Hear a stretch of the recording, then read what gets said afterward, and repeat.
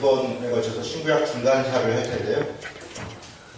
아마 좀 낯설 수 있을 것 같아요. 근데 또 얘기 이렇게 들어보면 다 아는 얘기입니다. 그러니까 세계사, 일종의 세계사고요. 그리고 사실은 구약 성경 우리가 공부할 때 거의 다 이렇게 언급됐던 내용들이 많습니다. 그래서 두 번에 나눠서 할 텐데 오늘은 이제 신구약 중간사를 이해하려면 그 관련된 역사를 조금 이해할 필요가 있어요. 그리고 성경의 배경과 그리고 메소포타미아 지역이라고 하는데요. 그 지역의 역사, 아주 간략하게 그런 내용들을 조금 이해가 돼야 신구약 중간사에 있었던 일들이 좀 이해가 됩니다. 그래서 오늘은 바벨론에서 페르시아까지 아마 기본적으로 아시리아도 좀 언급을 할 텐데요. 아시리아, 바벨론, 페르시아의 기본적인 역사, 그리고 헬라도 조금 언급이 아마 될 것 같은데요. 헬라까지 기본적인 역사를 좀 이야기를 하고, 그런 다음에 다음 주에는 이제 신구약 중간에 있었던 본격적인 이야기를 좀 진행을 할 예정입니다. 자, 지도를 한번 보죠. 이게 지도 익숙하신 분들 많을 것 같은데요.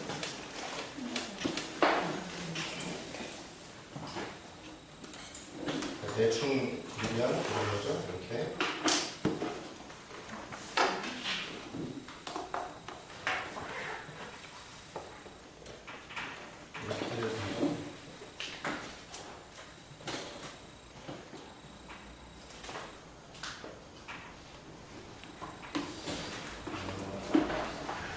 여기가 이제 지중해고요. 지중해. 그리고 요거는 이제 갈릴리죠. 요단강, 그 다음에 여매, 사해. 여기는 이제 나일강이죠. 나일강.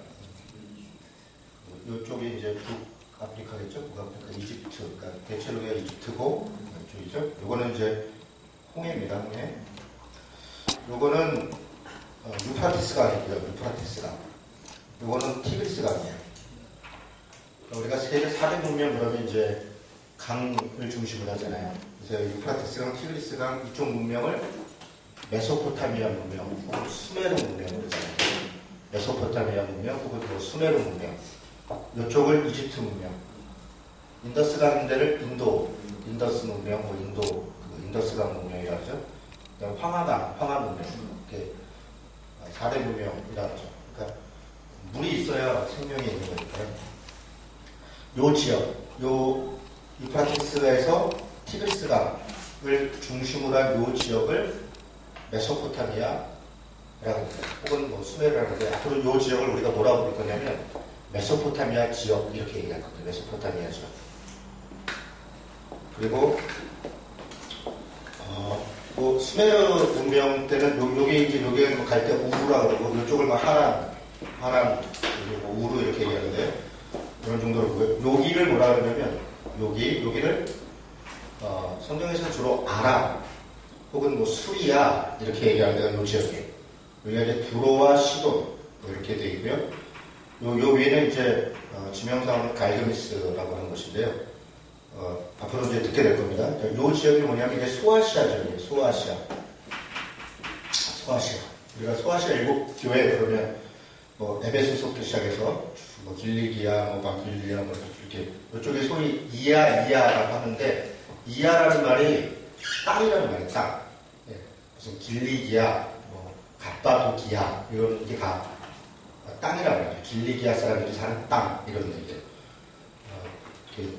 이쪽을 이제 이렇게 이런 정도 우리가 이제 요 지역에 대해서 이제 중점적으로 볼 텐데 왜냐하면 요 지역을 뭐라 하냐면 여기 우리가 이제 이스라엘이라고 흔히 생각하는 요 지역을 여기를 보통은 팔레스타인 지역이라고 해요. 팔레스타인의 성경적 표현이 블레셋입니다. 블레셋. 그러니까 블레셋이 딴 게 아니라 이 팔레스타인. 그러니까 원래 정확하게 블레셋은 해변가에 이렇게 쭉 있는데 이 지역 전체를 팔레스타인 지역이라고 그러고 성경적 언어로는 블레셋 이렇게 얘기합니다. 이 팔레스타인 지역 혹은 아람 지역 혹은 수리아 지역을 대체적으로는 이 메소포타미아 이 지역이 거의 장악을 했어요. 역사적으로. 그리고 가끔 이집트가 장악을 했습니다. 그러니까 위에 가장 큰 이 거대한 이 국가가 제국이 있고, 이집트도 이 만만치 않은 제국이거든요. 이집트 뭐 구스가 성경어로는 구스인데 원래는 이디오피아죠. 이디오피아. 이런 지역들과 끊임없이 세력 싸움을 하죠. 근데 그 전쟁터가 어디냐면 여기죠. 여기가 전쟁터예요. 그래서 이스라엘은 정말 안타까운 나라입니다. 괜히 가운데 있어서 이렇게 지나가면서 전쟁을 주로 어디서 했냐면 요 염해 옆에 여기 다 산악 지역이에요. 사막이고 산악 지역인데 평야가 딱 두 군데 있어요. 이스라엘은 여기 하나 있고 요 갈릴리 이쪽에 여기 하나 있어요. 요 평야를 이스라엘 평야라고 그래요. 이스라엘 평야. 요 평야를 무깃도 평야라고 해요. 무깃도 평야. 무깃도 이스라엘 그러면 전쟁터입니다. 둘 다 전쟁터. 전쟁 얘기 나오면 다 무깃도 아니면 이스라엘이에요. 아마겟돌이라는 말이 하르 무깃도라는 말이에요. 아마겟돌이라는 말 자체가 하르라는 말은 산이고 무깃도는 평야인데, 그러니까 이 아마겟돌은 여기 있는 산과 평지에서 전쟁이 일어나는 것을 모티브를 가지고 얘기하는 게 아마겟돌입니다. 여기서 맨날 전쟁이죠. 내려가서 여기는 별로 관심이 없어요, 사실은. 근데 가만히만 있으면 이렇게 눈치 보는 거예요. 이렇게 강대로 이쪽에 붙을까, 이쪽에 붙을까. 이렇게 지나가는데 근데 그냥 지나가냐? 그런 게 아니라 약탈 아니면 거탈이죠. 이게 순환의 세월이죠. 여기 마찬가지죠. 이렇게 진행이 됩니다. 지금 이제 오늘 우리가 전체적으로 살펴보려고 하는 것은 여기 지역이 어떻게 역사가 진행이 되어 왔는가를 좀 살펴보려고요. 왜냐하면 여기에 나와 있는 나라들이 다 우리 성경에 거의 다 언급이 됩니다. 그래서 어떤 배경에서 어떻게 언급이 되는가를 좀 이해하는 것이 필요합니다. 우리가 신구약 중간사라 그러면 말라기에서부터 세례 요한까지를 얘기합니다. 세례 요한이 출현되기 전까지. 그러니까 말라기는 선지자고요. 역사서로 얘기하면 니에미야입니다. 니에미야 13장 정도가 말라기의 배경으로 대체적으로 이해하는데요. 그때 이후로 하나님이 손을 뗐다 이렇게 표현하는 건 좀 그렇고, 하나님은 뭐 역사 속에 손을 떼신 적은 없죠. 하나님이 역사 속에 항상 있었죠. 단지 깊이 개입하지 않아요. 이렇게 관계하지 않습니다. 그 역사가 성경에 딱 두 군데가 나옵니다. 하나가 그 요셉이 이 총리가 됐을 때, 총리가 됐다? 그 이후에 없어요, 내용이 거의 없습니다. 그리고 약 430년 동안 거기서 뭐 지냈더라고요. 그러고 나서 모세가 출현하고 출애굽이 이루어져요. 그 기간을 침묵기, 그렇게 얘기를 해요. 침묵기. 그러니까 구약에서의 침묵기가 그 출애굽하기 이전에, 요셉 이후에.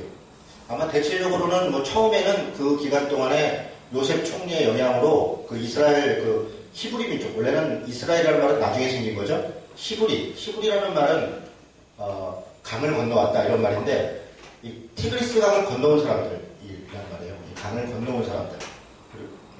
건너온 사람들. 근데 우리식으로 얘기하면 핫바리들 이런 얘기예요. 핫바리, 뭐 히브리, 어감들은 비슷하죠.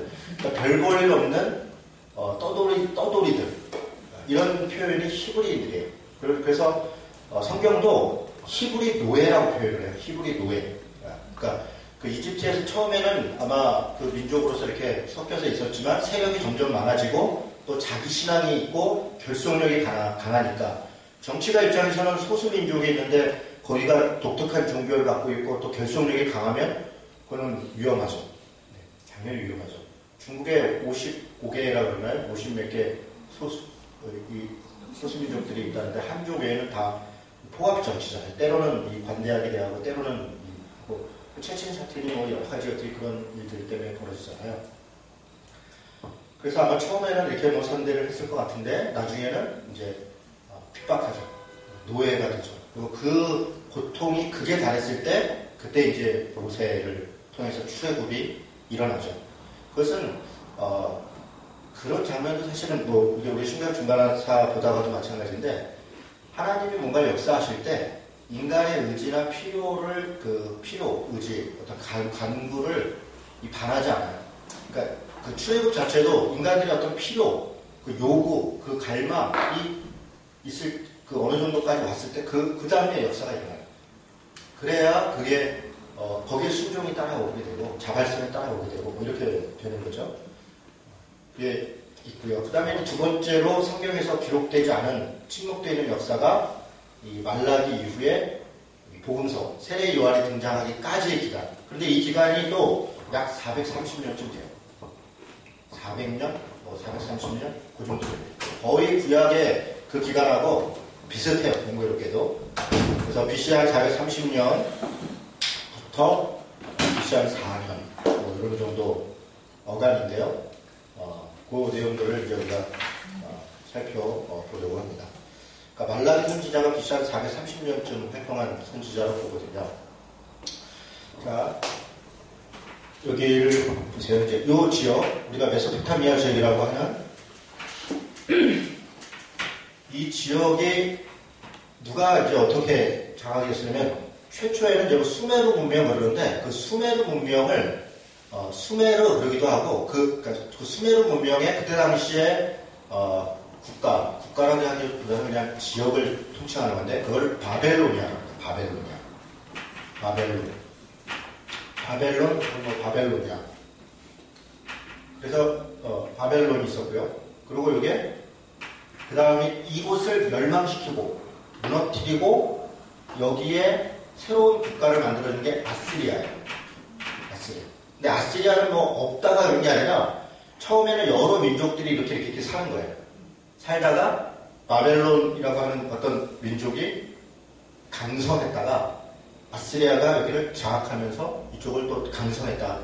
그리고 바벨론이 뭐 완전히 사라진 게 아니에요. 소수민족으로 전락해서 뭐 속국이 됐거나 혹은 뭐 주변에 있거나 이렇게 있는 겁니다. 그렇게 있다가 또 어느 기회가 되면 그걸 또 그래서 아시리아를 또 무너뜨리고 다시 이 지역에 패권을 갖는 게 또 바벨론이에요. 그래서 이거를 구바벨론이라고 하고요. 여기를 신바벨론이라고 해요. 여기는 뭐 대략 2300년에서 뭐 1600년 그 사이죠. 이렇죠. 신바벨론 이렇게 이야기합니다. 그리고 신바벨론을 무너뜨리고 여기에 패권을 장악한 나라가 어디예요? 페르시아죠. 페르시아. 우리 성경에는 바사. 성경 용어들이 조금 바뀔 필요가 있죠. 바사 이런 나라는 전 세계에 없어요. 우리 성경에만 있어요. 그래서 헷갈리죠. 페르시아. 근데 우리가 페르시아는 제국이라고 해요. 제국. 이 바벨론이나 아시리아는 사실 우리가 뭐 제국이라는 말을 쓰긴 하는데 세계사 속에서는 그렇게 쓰지 않습니다. 세계사에서 제국이라는 말을 최초로 아마 쓰는 거는 페르시아예요. 제국일 거예요. 왜 그러냐면 그만큼 많은 땅을 장악했을 뿐 아니라 실질적 통치를 하는 시대예요. 그래서 페르시아 제국을 제국이라고 우리가 현대적 개념에서 제국. 그리고 페르시아를 무너뜨리고 이 지역의 패권을 장악하는 나라가 어딜까요? 헬라. 그리스죠. 그러니까 헬라라는 말도 성경의 표현이긴 한데 지금 이제 그리스죠. 알렉산더가 여기를 무너뜨리는 거죠. 이 그리스를 무너뜨리고 이 지역의 패권을 장악하는 나라가 로마입니다. 로마는 이쪽에 이탈리아 반도 쪽에 사실은 작은 나라였어요. 근데 BC 한 500 몇십 년 정도쯤부터 조그만 나라가 이렇게 성장하기 시작하면서 점점 세를 확산해서 BC 한 500년 정도 출현한 그런 나라예요. 역사가 아주 긴 나라가 아니었습니다. 로마가 장악하죠. 이렇게 진행이 되는 게 이 지역의 기본적인 역사입니다. 됐죠? 네. 우리 예를 들어 이제 창세기에 나오는 바벨탑을 쌓다. 근데 이 바벨탑을 쌓 때 이때 이 바벨탑을 쌓던 땅 이름을 신할 땅 이렇게 해요. 신할 땅. 신할 땅이 바벨론 지역의 이쪽을 부를 지명입니다. 그리고 바벨론을 또 다른 말로 부르는 게 갈대아 이렇게 부릅니다. 제가 지금 계속 용어를 지금 말씀을 드리는 거예요.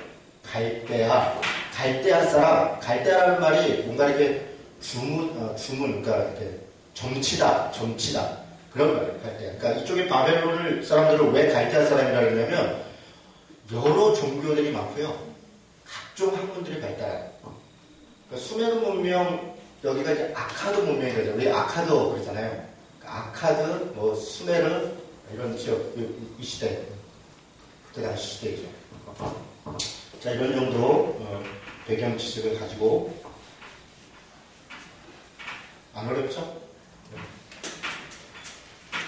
저도 뭐 제가 세계 역사를 전공한 사람은 아니고요. 그냥 책 봐서 그렇답니다. 근데 이런 이제 오늘 제가 이야기하려고 하는 내용들은 대체적으로 어디에 있냐면 헤로도토스의 역사라는 책에 많고요. 그리고 이제 요세푸스라는 사람이 그 예수님 시대 그 바로 이후의 사람인데 그 사람이 그때 당시 역사를 기록한 게 요세푸스라는 책이 있어요. 생명의 말씀사에서 나와 있는데요. 재미 되게 없어요. 되게 재미없어요. 저도 그건 안 읽었고요. 그냥 요약해놓은 것들만 봤습니다. 되게 재미 되게 없어요. 헤로도스 역사도 되게 재미 되게 없어요. 근데 이제 다행히 우리한테는 이제 공부 많이 한 또 학자들이 있잖아요. 이런 분들이 신구약 중간사 이런 책들을 써놓은 것들이 있습니다. 그래서 그런 책들을 보고 이게 진짜 맞나 이게 또 굳이 뭐 쫓아가서 따져볼 필요는 없어요. 그냥 그런가 보다 이러면 됩니다. 자, 이런 정도 기본적인 얘기를 하고요. 아까 말씀드린 것처럼 이제 신구약 중간사를 얘기할 때 그러면 메데, 페르시아, 메데라는 말도 되게 낯설은 말일 텐데요. 메데, 페르시아, 그리고 헬라, 이집트. 그러니까 헬라가 알렉산더 이후에 4개로 나라가 쪼개져요. 알렉산더 밑에 장군들이 4사람이 7년 동안 내전을 일으키고 그리고 알렉산더가 장악했던 이 광활한 땅을 4군데로 나눠서 장악을 합니다. 그런데 아까 이쪽 지역을 누가 장악했냐면 원래는 안티오코스인데 안티오코스가 여기를 장악하고 이집트 쪽을 푸톨레미라고 하는 사람이 장악을 해요. 성경에는 안 나오죠. 근데 이런 건 안티오코스가 성경 용어는 안디옥입니다. 안디옥. 푸톨레미인데 푸는 정관사고요. 그냥 톨레미예요. 원래요. 그래서 근데 그 톨레미 이런 거죠. 더 바이블 이런 것처럼 그런 이름을 붙인 거예요. 근데 푸톨레미의 이 최고 장군이 누구였냐면 셀루쿠스예요. 셀루쿠스. 세계사에서 또 뭐 셀루쿠스, 셀주쿠 뭐 이런 용어로 많이 써요. 셀주쿠 왕조 이게 이 셀루쿠스 발음하기 따라 다른 거겠죠? 이 셀루쿠스라는 사람이 여기랑 이제 푸톨레미랑 여기랑 이 신구약 중간사 얘기입니다. 150년 동안 전쟁을 해요. 150년 동안 서로 패권 전쟁을 해요. 그러면 그 사이에 이스라엘은 뭐 150년 동안 침략과 약탈과 겁탈과 이런 일을 겪었다는 거예요. 그때 처음에 프톨레미가 세력이 강해서 셀루쿠스를 보내서 여기를 장악을 합니다. 그런데 이 셀루쿠스가 배신을 해요. 프톨레미를. 그리고 자기가 안티오코스 가문과 협약을 맺고 이 지역의 왕으로 등극을 해요. 그래서 안티오코스는 사라지고 여기를 셀루쿠스 왕조라고 해요. 그런데 셀루쿠스가 어떤 정책을 쳤냐면 안티오코스 가문을 다 멸종시킨 게 아니라 나랑 한 번씩 하자. 우리가 같이 결혼하자. 우리가 한 가문이 되자.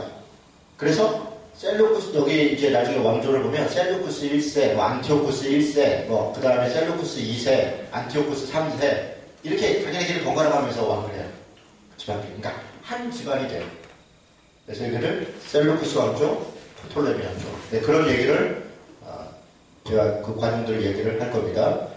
그 다음에 하스몬 왕조라는 데가 있어요. 하스몬은 뭐냐면 이 유대의 하스몬이라는 말 자체가 하시딤에서 나왔어요. 하시딤이 뭘까요? 하시딤이라는 말은 헤세드라는 말에서 나왔어요. 헤세드가 뭐예요? 헤세드, 은혜죠. 자비 이런 거죠. 헤세드가요. 그러니까 경건함이에요. 경건함, 거룩함. 그러니까 하시딤이라고 하는 말은 경건함, 이게 거룩함. 그런데 그런 거룩한 어떤 무리들이 이 당시에 이 셀루쿠스, 안티오코스가 장악하고 있던 이 지역에 쿠데타를 일으켜서 뭐 이 사람들 입장에서는 쿠데타고 유대인들 입장에서는 이스라엘 입장에서는 해방전쟁이죠. 해방전쟁을 통해서 나라를 되찾아요. 그것도 12월 25일 날. 그걸 하누카라고 그러는데 그걸 수전절, 그래서 신약성경의 수전절이라고 하는 날이 그 전쟁을 통해서 회복한 날. 그래서 하스몬 왕조를 세워요. 하스몬. 그때 그 일으켰던 혁명을 마카비 혁명이라고 해요. 마카비. 왜 마카비라고 혁명이냐면 마카디우스 혹은 마카비라고 하는 사람이 그 인물이 주도를 했어요. 마카비는 사실은 별명이에요. 실제 이름은 유다고요. 유다인데 마카비는 별명인데 마카비란 말은 망치라는 말이에요. 망치. 그 사람이 무기를 망치를 썼대요. 그다음에 철퇴 같은 거를 들고 싸움을 엄청 잘했나 봐요.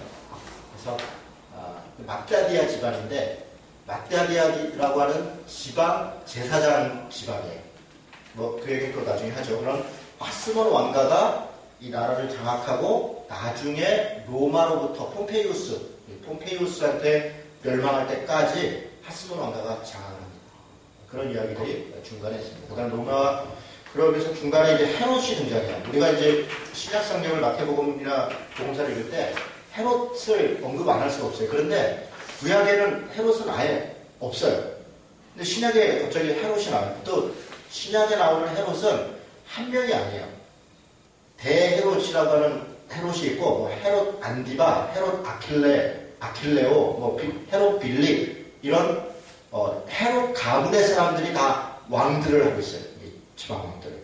그래서 헤롯은 누군가? 이 사람은 유대인이 아니에요. 이 사람은 원래 에돔인이에요. 당시에는 이 지역을 이두메라고 했어요. 이두메. 성경에도 나와요. 이두메라고. 여기를 요한 하르카누스라고 하는 하시몬 왕조의 왕 때 점령을 해요. 그리고 이들에게 할례를 갖추고 이스라엘 민족으로 선언을 해요. 사실은 그건 안 되는 거예요. 그러니까 그 시대에 그만큼 원칙도 없고 법도 없고 대단히 타락하고 그랬던 시대예요. 그래서 이들을 하나의 민족으로 삼고 헤롯이 그것을 명분 삼아 나중에 여기는 망했는데 정치를 아주 잘했어요. 로마에 붙어가지고요. 로마가 이 하스몬 왕가를 무너뜨릴 때 헤롯이 결정적 역할을 해요. 그러면서 로마로부터 이 지역의 왕으로 인정을 해요. 그래서 졸지에 이 지역이 헤롯에게 넘어가요. 로마의 속국이지만 통치는 헤롯이 하는 그런 역사가 있습니다. 그게 이제 헤롯 왕조인데 좀 자세히 보게 될 겁니다. 로마 폼페이우스 그리고 예루살렘의 멸망 이런 이야기들을 신구약 중간사의 이야기들인데 듣게 될 겁니다. 재밌을 것 같으세요? 아니면 힘들 것 같으세요? 재밌을 것 같으세요? 역사 좋아하시는 분들은 뭐 그냥 이렇게 그런 게 있나 보다 이렇게 하고 지나가시는 분들 일단 시험 안 보니까요.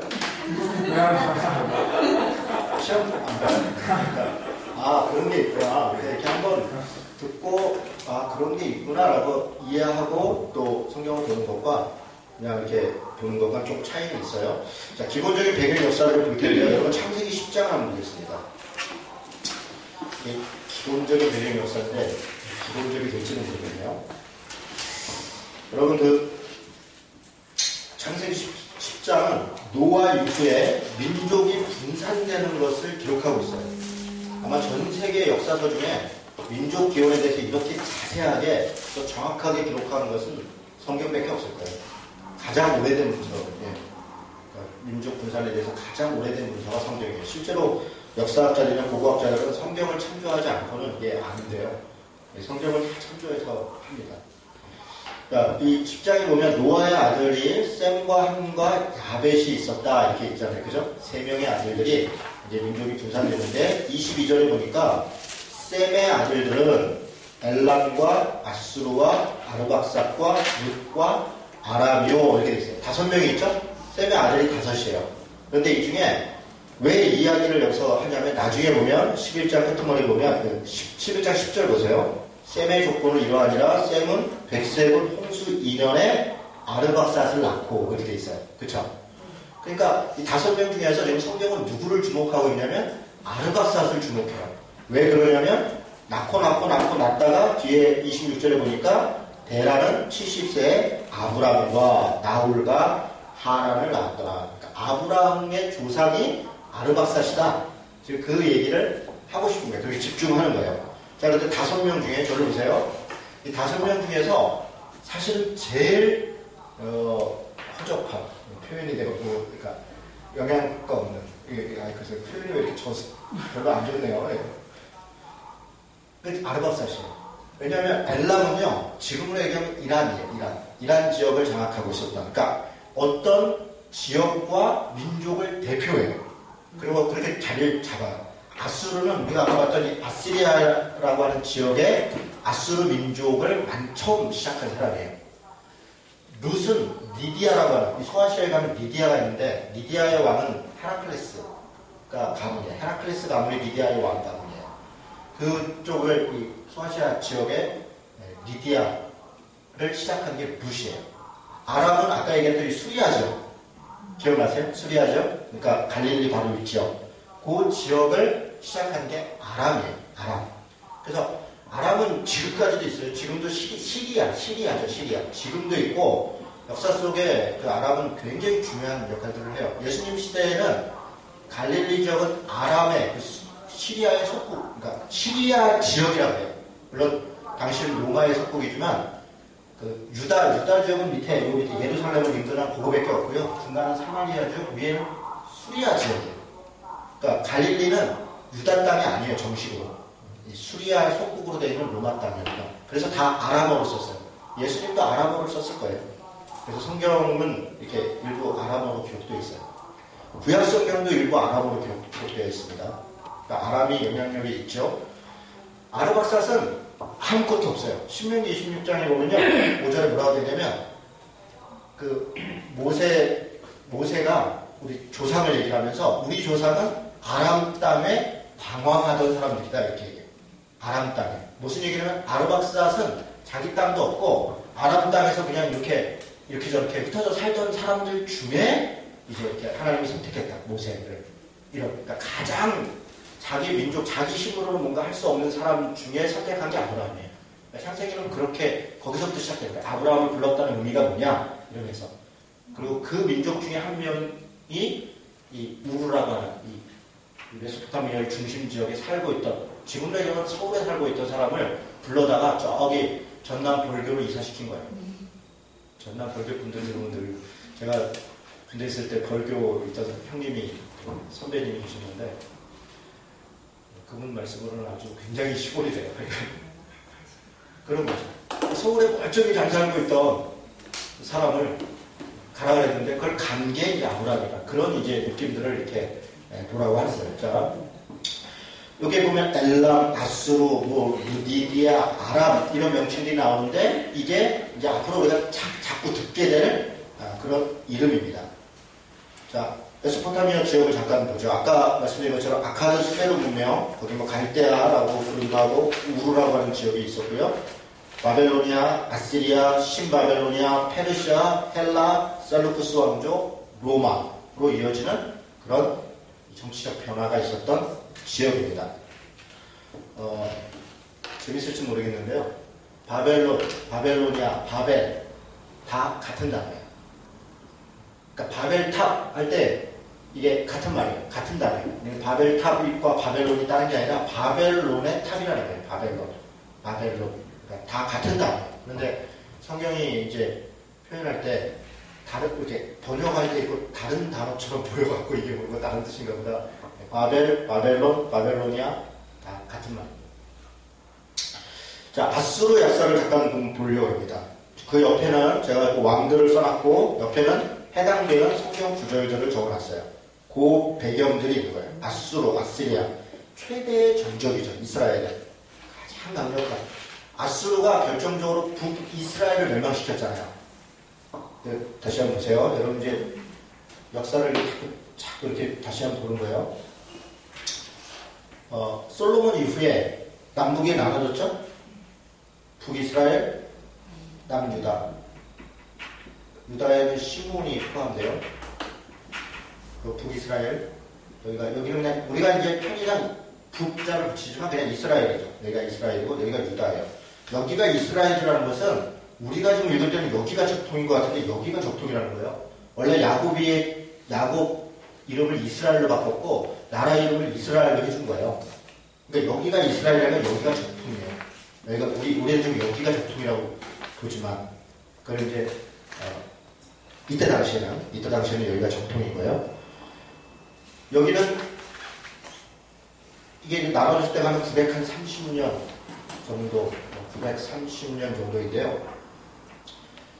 당시에 여기가 아시리아가 장악하고 있을 때 BC 721년 혹은 뭐 722년 뭐 다 좋아요. 이때 여기가 멸망을 당해요. 아시리아한테. 그리고 남유다는 586년에 멸망을 당하는데 누구한테 멸망당하냐면 바벨론한테 멸망을 당해요. 바벨론한테. 그럼 바벨론은 어디 있냐? 여기가 또 바벨론이에요. 아까 얘기한 것처럼 그 사이에, 요 사이에 바벨론이 아시리아를 무너뜨렸어요. 612년에 나보폴라살이라고 하는 바벨론의 왕이 아시리아를 메대의 도움을 받아가지고 무너뜨리고, 그리고 나서 남유다가 멸망이 돼요. 아시리아가 되게 물었습니다. 자, 디글랏빌레셋 또 이스라엘 베가 왕 때 침략해서 아시리아가요 굉장히 잔인한 정책을 많이 써요. 바벨론하고 조금 더 다릅니다. 물론 바벨론도 이제 그 정책을 이어가는데요. 페르시아하고는 완전히 다르죠. 페르시아는 완전히 탈피업책을 쓰는데 민족 고유의, 그러니까 점령을 하되 거기에 종교나 문화를 그대로 인정하는 정책을 써요. 페르시아는. 그래서 더 큰 제국이 되는 거예요. 더 다스려요. 근데 아시리아는 그렇게 안 합니다. 침략을 했죠? 어떻게 하냐면 여기 있는 사람들 잡아가요. 그래서 다 흩어버려요. 그리고 자기 나라 민족 사람들 여기다가 이주시켜요. 그래서 혼혈 정책, 혼합 종교 정책을 써요. 그러니까 나라 자체를 아예 없애버리는 거죠. 이렇게 하려면 저항이 있겠어요? 없겠어요? 저항이 있죠. 그러니까 엄청나게 포박을 하죠. 죽이고. 그러니까 이 힘에 의해서 되는 거죠. 이게 그냥 스스로 되겠습니까? 그러니까 아시리아에 대한 그 증오심이라는 건 뭐 이루 말할 수가 없죠. 이때 이스라엘 베가 왕 때 아수르로 막 이주시키고 이랬습니다. 살만에셀이라는 이름이 나와요. 그게 열왕기하 17장에 나오는데, 살만에셀 때가 호세아 왕 때예요. 호세아 왕은 북이스라엘의 마지막 왕입니다. 호세아 왕은. 그래서 거기 722년까지 되어 있는데 뭐 721년이라고 봐도 좋고요. 살만에셀의 끄트머리 때 북이스라엘이 멸망하는 거예요. 북이스라엘이 멸망합니다. 그리고 사르본 2세가 있고 사내립 되게 익숙하죠? 네, 익숙할 거예요. 히스기야 왕 때 와서 조공도 받고 조롱도 하고 그 사내립이니까 이사야가 이야기도 하고, 사실은 이 사내립이 엄청난 군대를 끌고 왔고요. 이 이스라엘이 아마 이때 이때 남유다죠. 지금 남유다가 이때 멸망했었을 거예요. 그런데 특별한 역사가 일어나죠. 이사야가 하나님께서 도우신다. 18만 5천 명이라는 자를 하루아침에 죽었어요. 하루아침. 자기들끼리 싸우다. 네. 그런 기록이 열왕기하 19장 37절에 있습니다. 그리고 사내립은 자기 신하에게 암살을 당해요. 이런 이야기들이. 그리고 그 암살당한 얘기가 열왕기하에 다 기록되어 있습니다. 그리고 이거는 이제 역사학자들이 또 이쪽 아수르 역사랑 맞춰보니까 거의 뭐 다 맞는 거죠. 그러니까 역사적으로 이게 다 기록이 되어 있는 거기 때문에 이거는 뭐 속일 수가 없는 내용들이에요. 그리고 에사레토이라고 하는 왕이 있고 아수르 반미팔 뭐 이런 사람이 있는데, 나훔서는 뭐 대표적으로 아수르의 멸망에 대해서 얘기하죠. 그러니까 아수르 멸망에 대해서 아수르의 수도가 어디냐면 니누에예요. 니누에. 아수르의 니누에.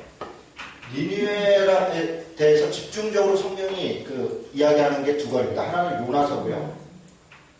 또 하나는 나훔서예요. 여기하고 여기 사이는 한 150년 정도 차이가 납니다. 요나 때, 이때는 북이스라엘이 멸망하기 전입니다. 여로보암 2세 때이고요. 굉장히 강력하고 강성할 때, 그때이죠. 열왕기하 14장 그 정도에 아마 나올 텐데요. 그때 요나가 니누에로 가라는데 안 가려고 여기서 배 타고서 요바에서, 이게 이제 지중해죠. 요바에서 배 타고서 저기 다시스로 도망을 가요. 다시스는 아마 스페인일 것이다 이렇게 얘기를 합니다. 요바라는 거 하는 데서 배 타고 도망가려고 했는데 어쩌고 해갖고 다시 이렇게 왔죠. 근데 니누에 백성들이 회개했더라. 그 회개해서 그래서 다시 기회를 주는 거예요. 그리고 이 장면들은 뭐 대단히 유명하죠. 예수님도 이거 사용하시고 이유가 있었죠. 이렇게 잘 살고 강력하고 그러니까 절대로 회개하지 않고 자기 마음대로 사는데, 그렇게 너희들이 싫어하고 이 죄악이 많다고 생각하는 니누에도 회개를 하는데 너희 회개 안 할 거다. 안 하죠. 그래서 멸망하죠. 그런 이야기를 할 때 근데 이렇게 살았던 니느웨가 나훔서에 보면요, 멸망의 이유가 쭉 나오는데요, 굉장히 포괄적이고요, 폭력적이고요, 다른 사람 약탈하고 죽이고 막 이런 것들, 그런 죄로 멸망하는, 150년 후에 멸망합니다. 그런 이야기들이 있습니다. 밑에 거기 니느웨가 있었네요. 자, 창세기 아까 10장 10절 한번 볼까요? 10장 10절. 창세기 10장 6절부터 보면 함의 아들은 구스와 미스라임과 굿과 가나안이요, 이러면서 이제 구스는 이디오피아라고 그랬습니다. 가나안이고 뭐. 근데 우리가 여러분 이거 읽을 때 하나 오해가 있어요. 이디오피아 이러니까 함의 자손은 흑인이었나 보다. 그렇지 않습니다. 가나안 사람들이 흑인이 아니에요. 가나안 사람들이, 우리 팔레스타인 지역 사람들이 흑인입니까? 그 백인입니까? 아니요. 뭐 우리 같은 황인인 가능성이 높아요. 그러니까 이거는 인종하고 관계가 없는 얘기예요. 그러니까 이 색깔하고는. 그래서 뭐 야벳, 뭐 셈은 뭐 누구는 백인이고 누구는 그런 식의 이야기들은 거의 소설입니다. 그렇게 여기 인종 가사가 그렇게 되어 있지가 않아요. 자, 그런데 8절에 보니까 구스가 또 니므롯을 낳았는데 그는 세상의 첫 용사라 이렇게 돼 있어요. 그렇죠? 이 용사라 이거는 포갑자라 이거예요. 굉장히 이 사람은 실력이 있었는데 아주 강력한 전제문제였어요. 이 사람이 역사학자들은 사르곤 1세였을 것이다 이렇게 봅니다. 사르곤 1세였을 것이다. 그러니까 이 바벨론이라고 하는 구바벨로니아라고 하는 제국을 만들었다. 국가 형태를 만들었던 첫 번째 왕이 사르곤 1세였을 것이다. 그가 니므롯이었을 것이다. 이렇게 대체적으로 인식을 합니다. 9절에 보니까 그가 여호와 앞에서 용감한 사냥꾼이 되었으므로, 여호와 앞에서 이러니까 또 믿음이 좋아서 그런 게 아니라 하나님 앞에 용감한 사냥꾼이라는 것은 지 맘대로 하는 그런 느낌인 거예요. 이거는. 그러니까 하나님 앞에 용감한 사냥꾼일 필요가 뭐가 있어요. 그렇죠? 네, 그런 느낌입니다. 여호와 앞에 니므롯같이 용감한 사냥꾼이로다 하더라. 이건 뭐냐면 여호와 앞에 아주 버르장머리 없는 힘자랑하는 놈이 있더라 이런 얘기예요. 그런 정도이고요. 그의 나라는 신할 땅에 이렇게 돼 있죠. 아까 제가 바벨론 이 땅을 신할 땅이라고 부른다 그랬죠. 그러니까 바벨탑을 쌓는 것을 그 장면도 보면 신할 땅에 바벨탑을 쌓더라 이렇게 되어 있습니다. 그러니까 여기는 바벨이 바벨론이겠죠. 그 지역에 그러니까 바벨론이라고 하는 어떤 족속들이나 지역이 있었겠죠. 그리고 그것들을 이제 확장시킨 거예요. 에렉과 각갓과 갈레가 시작되었으며 그가 그 땅에서 아수르로 나아가. 그렇죠. 아수르는 아마 이쪽은 또 더 아래쪽에 어딘가에 아수르가 있었을 거예요. 그쪽까지 진격을 해서 니느웨와 누오달라와 및 니느웨와 갈라 사이의 메센을 건설하였으니 이는 큰 성읍이라. 무슨 얘기냐면 이런 쪽에 큰 성읍으로 어떤 나라를 만드는 사람이 누구냐? 니므롯이다. 이렇게 지금 성경이 설명하고 있는 거예요. 그리고 이렇게 만들었다가 나중에 여기에 또 왕들이 생기고 이러면서 아시리아가 이 전체를 장악하는 그런 일이 있었더라 이렇게 이야기하는 겁니다. 1820년에 이 고고학자 레이아드라고 하는 사람이 유적지를 발견했대요. 이 얘기를 왜 써놨냐면 니느웨가 니느웨가 되게 큰 성인데 그리고 아시리아의 수도인데 유적지가 발견이 안 된대요. 그러니까 바벨론한테 무너진 다음에 바벨론이 완전히 철저히 무너뜨렸고요. 거기가 이제 사막 지역인데 그 사막 그 모래가 엄청나게 덮였나봐요. 그래서 나중에 이제 그 알렉산더가 여기 지나갈 때도 그렇고 뭐 느부갓네살이 뭐 지나갈 때도 그렇고 누가 되지 않아. 그 다음에 누가 지나갈 때도 그렇고 흔적을 아예 없었대요. 그 아예 터 자체의 흔적을 못 봤대요. 그러다가 그래서 이제 이게 소설이다, 실제하지 않은 것이다 이렇게 봤는데 고고학자 레이아라는 연구팀이라고 해요. 이런 사람들이 발견을 했대요. 지금 현재 어디냐? 니느웨가 이라크 모술이 어디인지 아세요? 우리 이라크에 우리 평화유지군 보냈었잖아요. 그 평화유지군이 가서 정착 있다가 온 곳이 모술이고요. 거기 모술 지역에 니느웨 성터가 발견됐어요. 엄청나게 큰 성터이고요. 지금은 거기가 유명한 관광지라고 그러나요? 그래서 그 이후에 니느웨 북쪽 끝에서 사르곤 왕가의 궁전도 발견이 됐다고 합니다. 그래서 이 성경에 기록되어 있는 게, 그래서 이게 좀 위험한 게 고고학적으로 발견되면 사실이 되고 발견이 안 되면 거짓이 되고, 그러니까 이게 이제 과학의 한계인 거예요.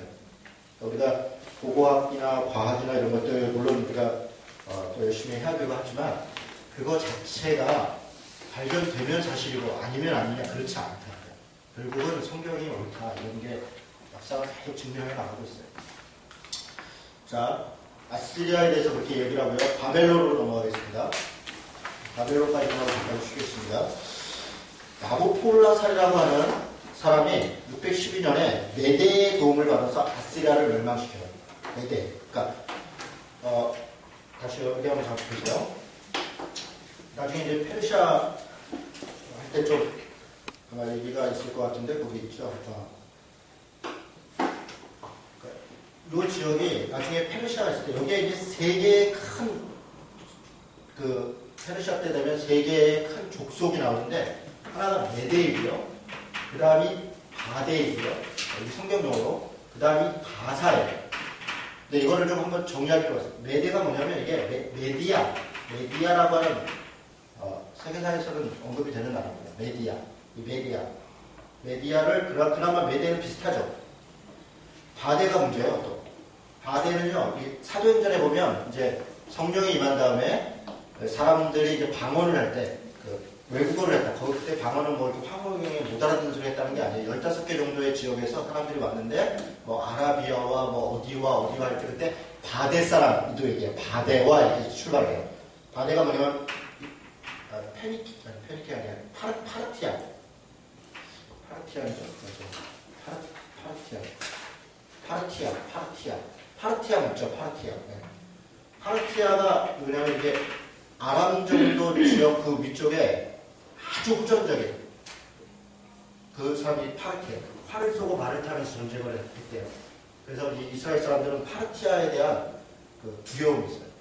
요한계시록에 말 타고 활 쏘고 나오는 그 파르티아 족속들을 형상화한 겁니다. 그 전쟁에 대한 두려움들을. 그리고 네로가 파르티아 지역으로 도망을 갔었던 적이 있대요. 그래서 파르티아에 대한 이게 어쨌든 여기가 파르티아입니다. 파르티아.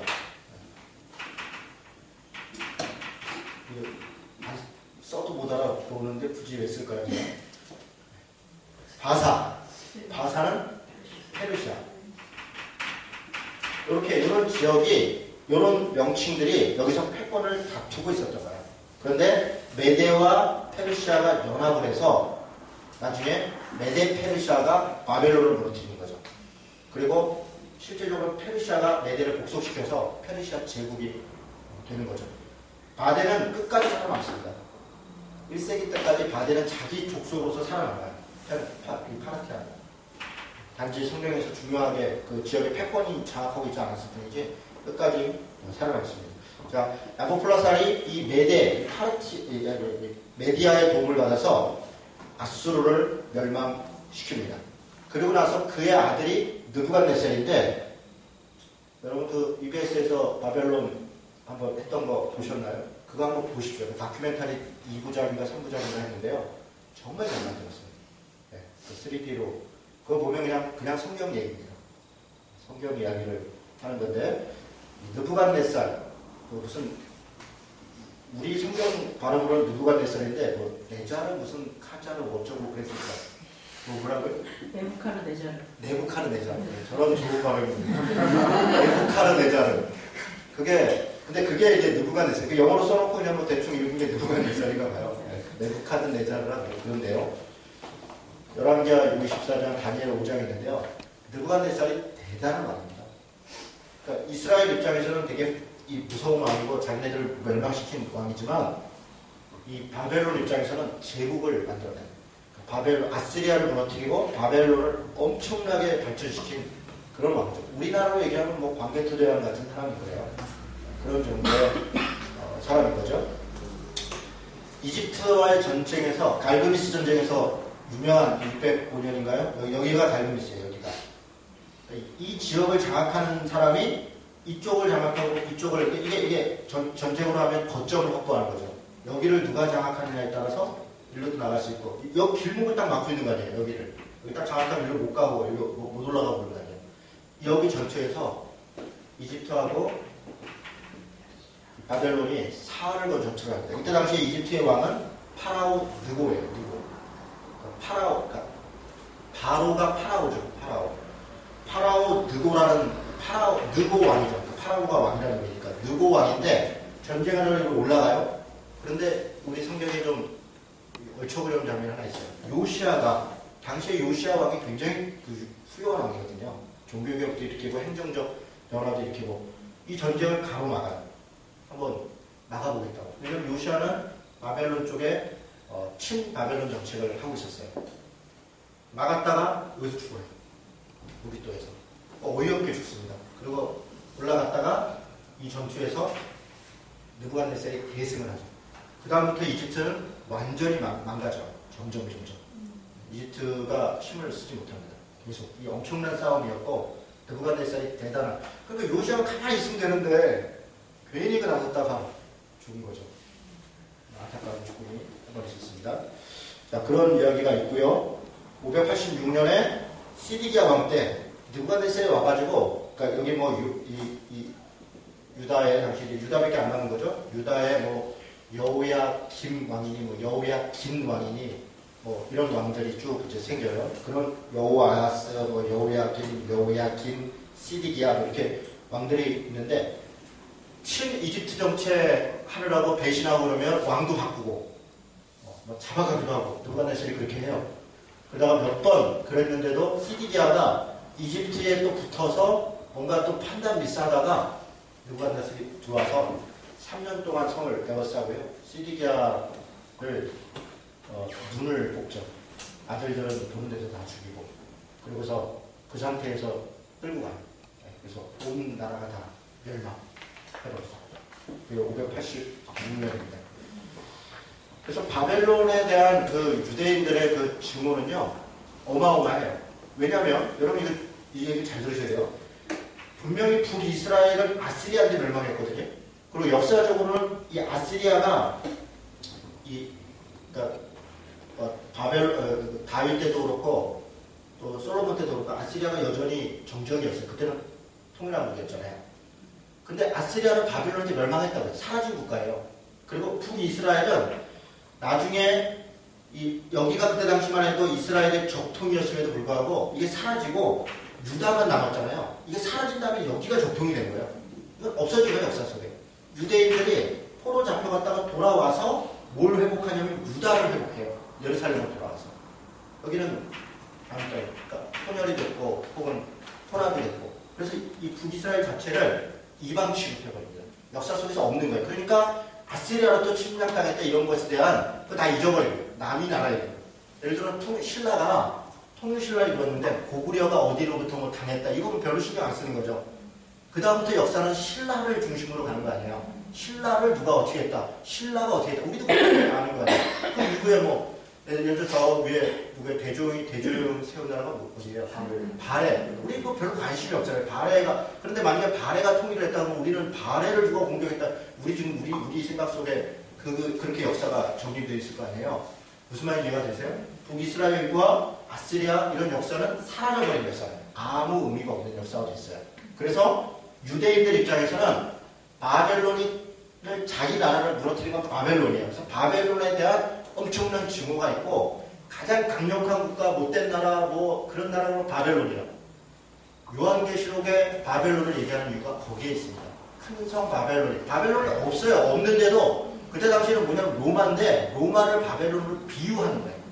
그때 바벨론을 얘기하는 건 로마를 얘기합니다. 로마를. 무슨 말인지 이해가 돼요? 그때 로마를 얘기하면 이거는 또 바로 잡혀가니까 지금 얘기하면 국가보안법 위반 같은 게 되니까 비유로 가는 거예요. 그게 묵시문학의 특징이에요. 그래서 묵시문학이라고 하는 이 신구약 중간기에 있었던 것은 다 바벨론을 지칭합니다. 뭐 위에 뭐 셀루쿠스 왕조 때 억압을 받아도 바벨론이었죠. 다 바벨론이에요. 우리는 뭐 죽으나 살아 일제죠. 일본인가. 우리는 뭐 그런 거죠. 당연히 우리 민족에 있어서는 일본이 가장 큰 고통이고 그런 거죠. 자, 이 정서가 이해가 되세요? 네, 이 정서를 이해를 해야 그 다음 이렇게 이야기가 진행이 됩니다. 그 다음에 에멜무르가 뭐 성경에 잠깐 나오고요. 네부갈살레스 뭐 나오고요. 나보니투스하고 벨세사를 잘 보세요. 556년에서 539년, 벨사살은 553년에서 539년 같죠? 사실은 벨사살 왕이라고 다니엘 5장에 나와요. 벨사살 왕 때 뭐냐면 벨사살 왕이 여호와의 성전에서 느부갓네살이 이 나라를 무너뜨리면서 예루살렘 성전에 있는 모든 기물과 이런 소위 그때 당시에 얘기했던 성물, 무슨 접신이 뭐 제사 지낼 때 드리는 모든 걸 다 가지고 왔었어요. 다 가지고 와서 그들한테 넣어놨었다고. 근데 그것을 뭐 함부로 쓰진 않았어요. 그냥 보관해놨어요. 그런데 벨사살 왕 때 그걸 다 끄집어내서 그걸로 술 먹고 그걸로 잔치하고 이러면서 히브리 사람들한테 막 노래하라고 그러고 막 그렇게 했다고요. 그래서 그들이 막 그 고통과 아픔을 토로하는 얘기가 5장이에요. 그때 하나님께서 갑자기 뭐가 나타나서 벽에다가 메데메데 데께 우바르심 쓰면서 너는 끝났다. 달아보니 깜도 안 된다. 이러고 그날 밤에 망했더라. 그날 이제 느부갓네살이 느부갓네살이 아니고 고레스가 이 바벨론 성을 둘러싸고 있었거든요. 밖에서는 고레스도 우리 표현이죠. 원래는 키로스. 세계사에는 키로스라고 나옵니다. 그러니까 고레스 이런 건 사람들이 다 신화적 인물입니다. 애들이 특히. 그러니까 세계사 공부하는데 페르시아의 키로스 이렇게 했는데 키로스 그러면 그 사람이 그래 이렇게 하면 되는데 고레스니까 뭔 사람인가 이렇게 생각이 나요. 키로스가 밖에 이렇게 진을 치고 있는데 자기는 안에서 잔치를 벌였다. 왜 그랬냐? 바벨성이 난공불락의 성이기 때문에 바벨론 성이 절대로 못 들어올 거라고 생각을 했어요. 그래서 그렇게 있다가 그날 밤에 하룻밤에 그냥 멸망해버려요. 그리고 바벨성이 진짜 아주 철저하게 망가져요. 완전히 무너져요. 근데 벨사살이 왜 그렇게 할 수 있었냐? 여기 제가 바벨론 성의 그 견적을 적어놨습니다. 근데 이 견적이 제가 요번에 이제 책에서 적은 건데 지난번에 그 다큐멘터리 보니까 이거하고 조금 더 다르더라고요. 근데 아마 이렇게 숫자의 차이가 있는 것 같아요. 그런데 어쨌든 결론은 엄청난 성이었다 이런 거예요. 길이가 124스타디온 이런 것도 우리가 이게 왜 일부러 제가 적어놨냐면 요한계시록은 1200스타디온이요 이런 말들이 있어요. 그렇게 사실은 다 바벨론 성의 아주 이게 굉장함을 은유적으로 얘기하는 그만큼 견고한 게 무너졌다 이런 얘기를 하려고 합니다. 피가 몇 스타디온이에요. 이게 이제 면적인데요. 22.4km 길이가 22.4km 그때 당시 엄청나게 큰 겁니다. 그리고 두께가 30m인데 이 성벽 두께가 이게 두 겹으로 되어 있어요. 두 겹. 그러니까 엄청난 성벽이죠. 이게 30m짜리가 두 겹으로 되어 있어요. 그래서 그 성벽 위에다가 집을 짓고 거기에 사두막차가 지나다니고 또 사람이 지나다닐 수 있는 성벽 위에 여러분 이게 상상이 안 가시죠? 만리장성 가면 조금 상상이 납니다. 만리장성 가보셨나요? 저는 만리장성을 2번 갔었는데요. 그냥 이렇게 우리처럼 이렇게 그냥 성벽인 줄 알았어요. 이렇게 벽이 있고 옆에 길이 나서 이렇게 각인 줄 알았더니 성벽 위로 런닝맨 보셨어요? 런닝맨? 만리장성면? 그 위에서 막 붙잖아요. 그게 됐어요. 근데 그보다 더 넓었더라고요. 집을 짓고도 사두마차가 다녔으니까 그거는 몸으로 튀어요. 몸으로 튀입니다. 그때 무슨 폭탄이 있는 것도 아니고 그렇죠? 높이가 120m랍니다. 보통 성벽이 높은 게 30m였어요. 당시에. 근데 두께가 30m, 높이가 120m면 어마어마한 거죠. 120m. 어마어마한 거. 그리고 콜타르를 쌓았다. 이게 왜냐면 그때는 이제 콜타르가 뭡니까? 콜타르가 석에 나온 찌꺼기 이런 거 아니에요? 그러니까 아주 견고하게 썼다. 그전에는 회를 발랐을 거 아니에요. 회를 발거나 진흙을 발랐거나 했을 거 아니에요. 그러니까 이때 당시에 바벨론 자체가 콜타르를 사용해서 아주 견고하게 했다 그래요. 성벽 위에 가옥이 있었고 사두마차가 있었고 성문이 한 100여 개가 있었는데 자 보여주세요. 이제 정방향이었던 것 같은데요. 이렇게 있으면 이 성 주변으로 물이 이렇게 쫙 흘러요. 이 중간에도 물론 흐르고 이 주변으로도 이렇게 흘러요. 이게 뭐냐면 이게 유프라테스 강 있죠. 유프라테스 강의 물을 그대로 지류를 끌어와서 이렇게 돌렸어요. 이렇게 지류를 끌고 와서 이렇게 그리고 이게 강으로 가운데로 하나 이렇게 흐르고 그러면 이 안에는 이제 물이 해결이 되는 거죠. 이 물을 중심으로 해서 이쪽에 왕궁이 있고 이쪽에는 벨 신전, 바벨탑 지브라트 같이 생긴 신전이 있고 이렇게 도시를 만들었는데 여기에 이제 이렇게 문들이 있는데 이 문을 내리면 이게 다리예요. 문을 안 내리면 그냥 강이에요. 못 들어가요. 그러니까 이 밖에 군사들이 와 있는데 이걸 뭐 어떻게 할 수가 없는 거예요. 들어갈 수가 없어요. 이 강폭도 굉장히 넓어요. 깊고. 그런데 이거를 고레스가 어떻게 무너뜨려야 되느냐. 밤에 순찰하다가 고레스가 자기 그 말을 되게 아꼈대요. 그러니까 백마라고요. 근데 말이 뭐 어쩌다가 이게 빠졌나봐요. 그래서 죽었어요. 신경질이었어요. 그래가지고 고레스가 전 군사를 다 동원해가지고 물을 이걸 막아라. 여기 이제 들어오는 이 물길을 하나 막고 물을 퍼내는 거예요. 물길을 막아가지고 물을 퍼내는 거예요. 아주 물 씨를 말린다 이렇게. 푸다 보니까 뭘 보게 되냐면 여기 물이 들어갔으면 나오는 데가 있잖아요. 이렇게 나오는 데. 요 나오는 구멍이 보이는 거예요. 요로 들어가요. 그래서 전 군사가 요로 들어가가지고 거의 뭐 저항도 없이 그날 밤에 하루아침 다 왔어요. 그렇게 전쟁이 끝났다. 그리고 나서 여기 뭐 완전히 다 철저히 다 버렸다고. 문 내리고 이렇게 했겠죠. 이렇게 전쟁이 됐다고 역사가들이 기록을 제가 본 거는 아니에요. 그랬대요. 됐죠? 네. 여기까지 잠깐 하고 쉬었다 가도록 하겠습니다. 네.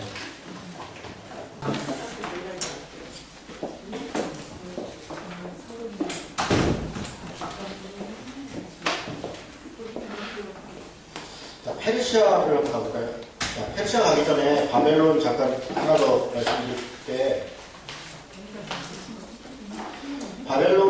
우리가 바벨론을 얘기를 많이 하니까 대단히 오래됐고 강력한 나라였을 것 같은데, 물론 이제 느부갓네살은 대단한 왕이었어요. 그런데 여기 보세요. 약 86년밖에 없었어요.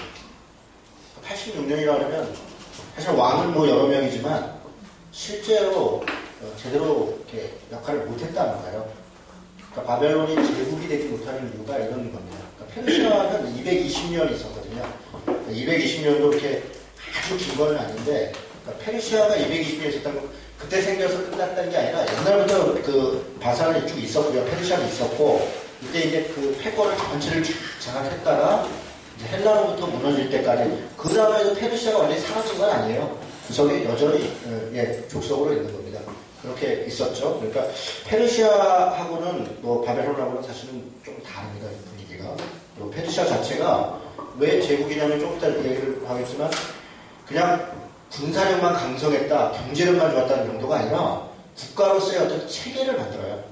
그리고 자기가 점령한 나라들을 연결할 수 있는 행정적 시스템을 만들고, 그러니까 저쪽을 이렇게 정복을 하면 그전에는 그냥 잡아오고 뭐 데려가고 그냥 뭐 조공받고 이런 걸로 끝이에요. 그 관계로 조공받고 이런 걸로 끝인데, 페르시아는 그렇게 한 게 아닙니다. 직접 통치를 해요.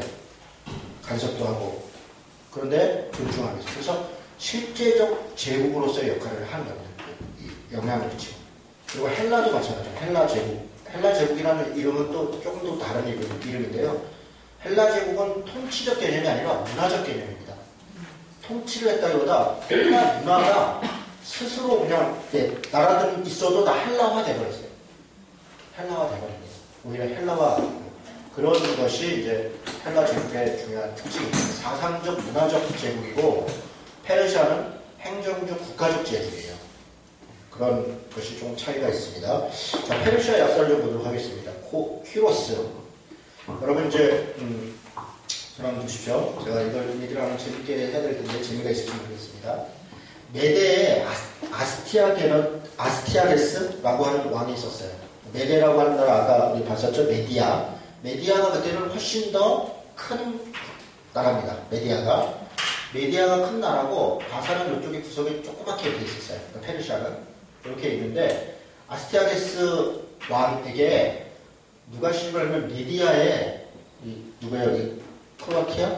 크라이시스 왕이 자기 딸을 시집을 보내. 왜 시집을 보내냐면 이 강성한 국가라는 거예요.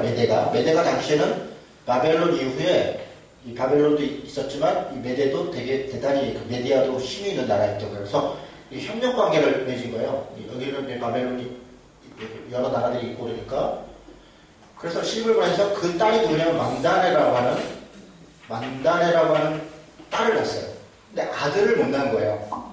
아들을 못 낳고 만다네라는 공주를 낳는데 어느 날 아스티아게네스가 이제 꿈을 꿨는데 여기 내가 이제 소변을 보는데 온 도시를 다 덮은 거예요. 그 물이. 그래가지고 꿈을 깨가지고 이게 뭔 일이냐 그래서 얘기를 했더니 만다네 공주로부터 이 전 세계를 다스릴 그런 왕이 날 거다 이런 얘기를 하는 거예요. 아스티아게스 왕이 그 얘기를 듣고 기뻐하는 게 아니라 화가 났어요. 왜냐하면 아들을 낳아야 되는데 아들이 왕이 돼서 그가 세계를 통치해야 되는데 딸이 뭐 이게 그래서 이건 안 된다. 그러면 그걸 끊어야 된다. 이렇게 해서 그 만다네라는 공주를 페르시아의 캄비시스라고 하는 이 당시 왕에게 시집을 보내버렸어요. 그러고 났는데 또 이제 어느 날 아스티아게스가 꿈을 꿨는데 포도농풀이 전 세계로 막 터지는 꿈을 꾼 거예요. 근데 가만히 포도농을 보니까 그게 만다네가 또 있는 거예요. 만다네가 있는 집에서부터 포도농풀이 막. 그래서 이제 물어보니까 그래서 안 되겠다. 그러고 있는데 만다네가 아들을 낳았어요. 아들을 낳았다는 얘기 듣고 아스티아게스가 초청을 합니다. 만다네를. 한번 놀러 와라. 친정으로. 그리고서는 자기의 부하인 하르파고스인가요? 하르파고스 총리에게 죽여라. 이렇게 명령을 합니다. 근데 딸은 참만 못 죽이니까 애를 죽이라는 거죠. 애를. 그래서 하르파고스가 이 만다네의 이 아들을 애기 낳고 얼마 안 돼서 왔는데 걔를 이제 죽이려고 데리고 나가다가 근데 하르파고스가 이상하게 그걸 안 죽이고 그러니까 자기가 안 죽이고 내가 죽이기가 좀 찝찝하다 이렇게 생각을 한 거예요. 그래서 하인한테 시켜요. 하인한테 가서 죽여라. 그 하인이 갔는데 또 공교롭게 그날 하인이 이 아내가 애를 낳는데 그 애가 죽은 거예요. 애를 낳다가.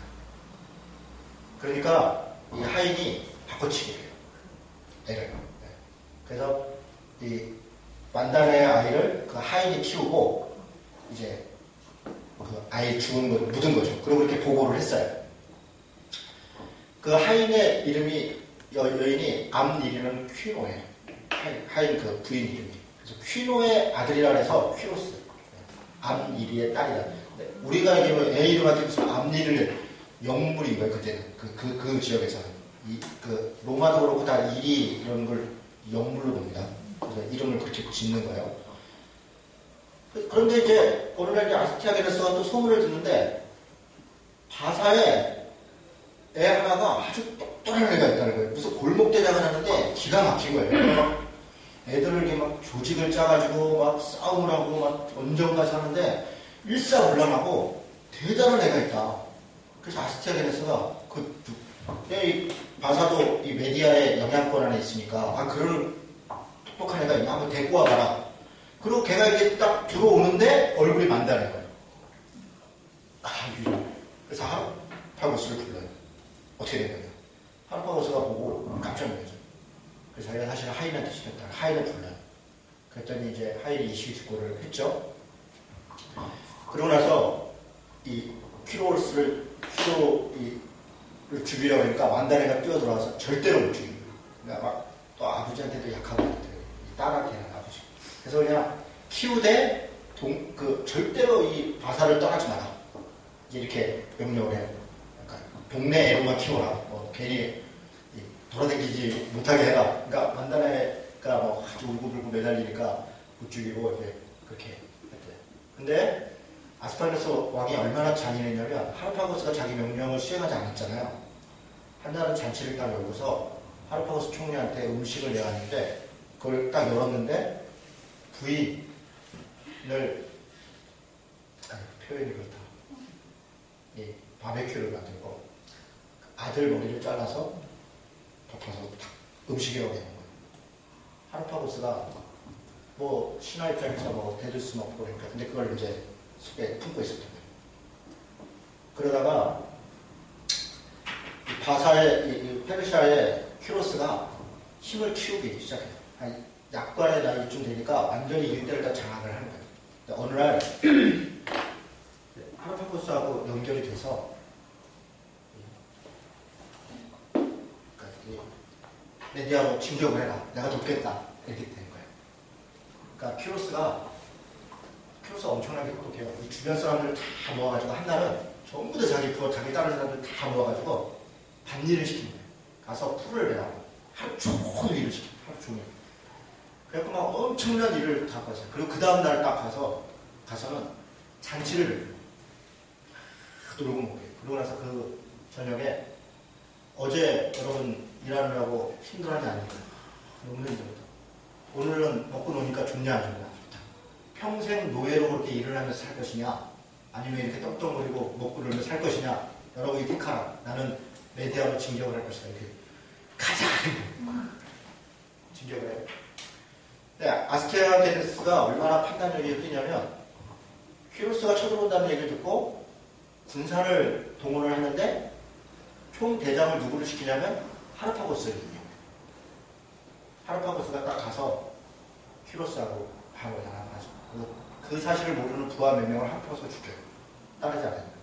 그리고 오히려 거꾸로 해군을 해서 메디아를 무너뜨립니다. 그리고 나서 메디아 페르시아가 만들어지죠. 그런 이야기들이 고레스가 키로스가 왕이 되는 그런 과정의 얘기입니다. 고레스 칙령이라는 게 있습니다. 다니엘서 10장 1절에도 있고요.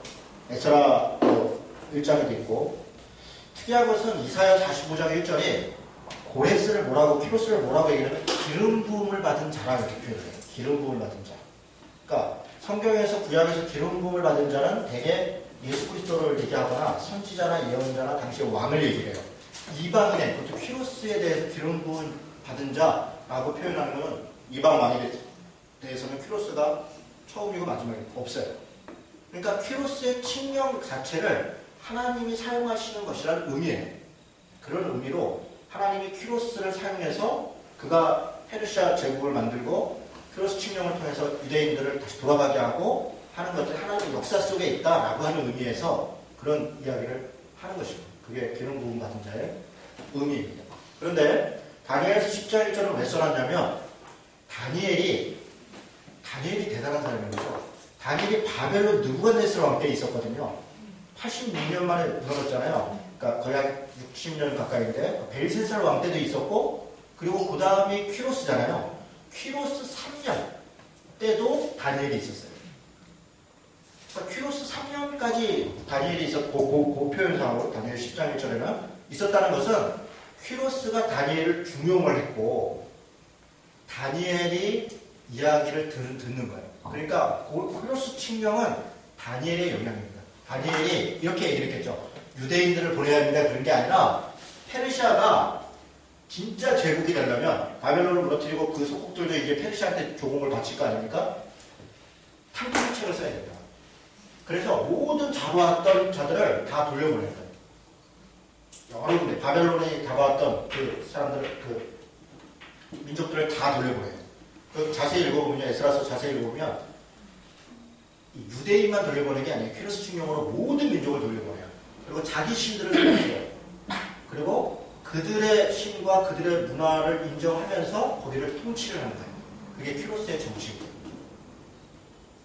그 영향이 다니엘이 미쳤던 것으로 그리고 이 바벨론 느부갓네살 때 느부갓네살이 여러 나라의 실력 있는 청년들을 잡아다가 가르쳤잖아요. 공부도 시키고. 그러니까 다니엘은 그 여러 민족 사람들과 친구일 거 아니에요. 그러니까 여러 민족 사람들의 친구들 그들이 같이 다 동조하고. 그러니까 이미 바벨론 자체 또 페르시아 넘어갔을 때는 단일 민족이나 한 국가적 주의가 아니라 여러 다양한 인재들이 그 나라에 있었던 거죠. 그들의 정책이 반영된 흔적이 퀴로스 칙령인 거예요. 그래서 유대로 돌아오죠. 이런 배경이 저는 그렇게 보고 있습니다. 자, 그 다음에 퀴로스가 죽은 거는 좀 퀴로스는 이제 계속 확장 정책을 해요.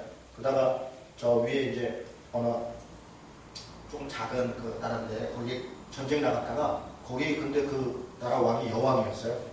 여왕은 강을 이렇게 앞두고서 키로스하고 이제 딱 붙었는데 그 여왕이 아주 뭐 굉장히 당당하고 뭐 꼼짝도 안 했고 그래요. 그래서 흥분해가지고 쫓아 넘어갔다가 거기서 죽습니다. 그래서 키로스가 그 전쟁터에서 여자 왕한테 죽습니다. 그러니까 키로스 대제가 여왕이다 죽었는데 이것도 역사에 참 중요한 거죠.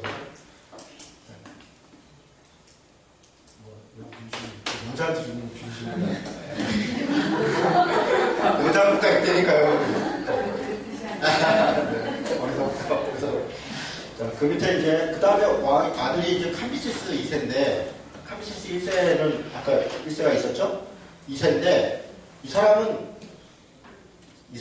정말 어리석은 사람이에요. 이 사람은 정복욕에 그러니까 이게 이제 위대한 아버지를 둔 아들들의 스트레스가 같아요. 그러니까 퀴로스 대제가 워낙 위대한 왕이니까 캄비세스가 왕이 된 다음에 아버지 이상의 뭔가 업적을 내야 된다는 것에 시달린 것 같아요. 그래서 어떻게 하면 이 일대는 다 이 퀴로스가 장악을 했으니까 지금 남은 데가 어디냐면 저 밑에 이집트를 정벌하면 지금 되는 거잖아요. 무리하게 이집트 정벌을 여러 번 해요. 여러 번 합니다. 그러다가 실제로 뭐 구스도 장악하고 몇 군데도 장악하는데 이집트의 이 나라들도 만만치 않거든요. 만만치 않아요. 그래서 캄비세스가 몇 번 이기기도 하고 지기도 하고 그러는데 너무 무리하게 갔다가 그리고 또 이 나라를 장악하면 캄비세스가 얼마나 잔인했냐면 그 전대 왕의 무덤을 파가지고요 불태우고 그러니까 그 나라 민족 사람들의 감정을 건드려요. 자극을 해요. 그래서 굉장히 고전을 해요. 대단히 막 칼을 갈고 그래요. 근데 그때 캄비세스가 이렇게 원정을 간 사이에 동생 이름이 바르디아인데 이 스메르디스라고 합니다.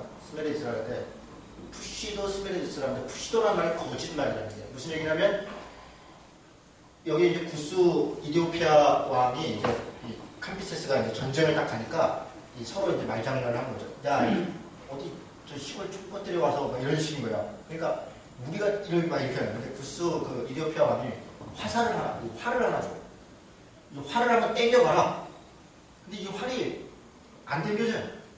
그 캄비세스가 이렇게 쫙 안 움직여. 그래서 야 그것도 못 땡기는 게 뭐 왔냐 뭐 이러네. 근데 그 옆에 있던 동생 바르디아가 그 형님 좀 줘보시죠. 그때 원래 나서면 안 되는데 땡겼는데 쫙 땡겨지는 거야. 어? 그러니까 캄비세스가 동생한테 이 어리석은 사람은 진짜 어리석은 거예요. 그래서 동생을 죽여요. 동생을 죽이고 자기 왕권을 지키려. 그런데 그러고 나서 이제 있는데 본국에서 분명히 자기가 동생을 죽였거든요.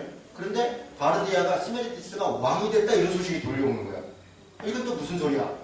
이게 푸시도 스메르디스라고 가짜 스메르디스예요. 그러니까 그 밑에 두 아들이 캄비세스의 두 아들이 가짜 왕을 용립해놓고 실제로는 자기들이 장악을 했어요. 그 얘기를 듣고 캄비세스가 돌아가자 고 말을 타고서 칼을 딱 뽑아갖고 가자 이런 다음에 칼 집어넣다가 자기 다리를 찔러요.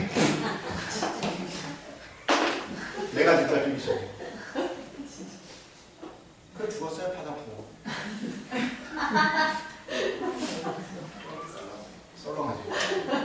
그게 죽었대요. 그런데 여기서 지금 누가 장악하고 있어요 그러면?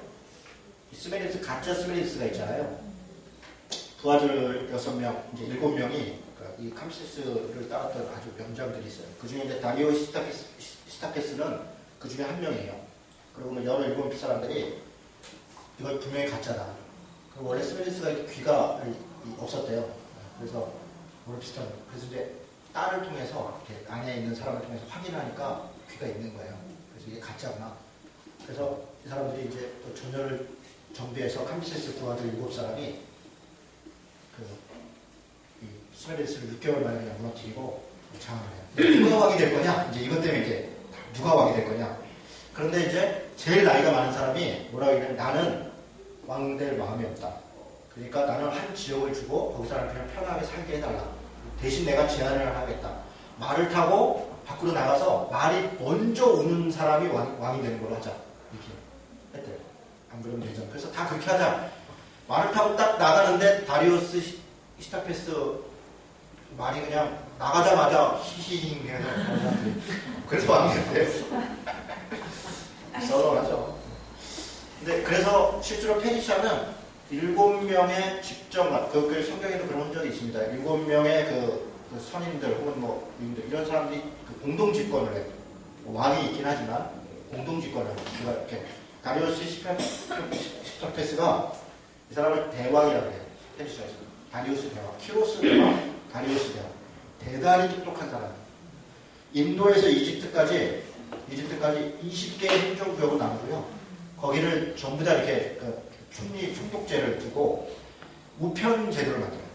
그러니까 한 번 가는데 90일, 3개월 정도 걸리는데 우편 제도를 주고 우리 옛날에 파발마처럼 그런 걸 만들어서 일주일도 안 돼서 중앙에서 지시하는 게 전달이 되도록 하는 그런 체계를 만들어요. 그리고 감시 체계도 만들고 행정 체계도 만들고 각종 이런 것들을 만든 사람이 다리우스 히스토페스.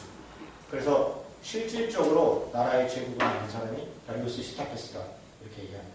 근데 이런 사람이 이때 이제 성경에는 이제 성전 중단되고 그랬을 때 그 스룹바벨 성전 중단되고 그랬을 때 그때 다리오 왕 몇 년에 그 왕이 다리우스 히스토페스입니다.